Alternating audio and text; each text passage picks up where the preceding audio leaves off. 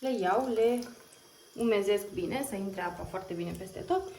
Iau săpunul, îl umezesc și pe el și pun pur și simplu săpun pe pensulă. Pensula fiind circulară pot face o mișcare de genul ăsta. Când apăs așa, săpunul meu intră în profunzimea pensulei și se curăță foarte bine din interior. Clătesc pensula. Nu mă chinui să o clătesc foarte bine pentru că voi mai reveni odată cu săpun. Depinde cât de curată mi se pare mie că este pensula. O să vedeți a doua oară când pensula este deja curată că spuma este albă și se face mult mai multă spumă decât s-ar face prima dată. Ia uitați ce albă este acum pensula. A intrat săpunul până în profunzime. Tot ce trebuie să fac acum este să o clătesc bine.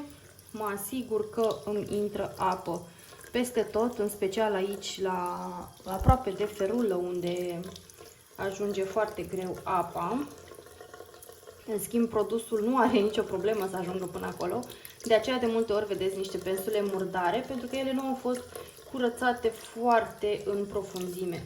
Și atunci rămâne mizeria acolo, se adună și nu este ok nici pentru ten și evident nici pentru pensulă.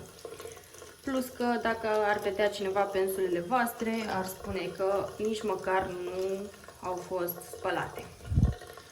Deci, așa arată pensula mea. Nu mai are, ea lucește, se vede că e din păr sintetic, de asta lucește, dar nu mai are săpun.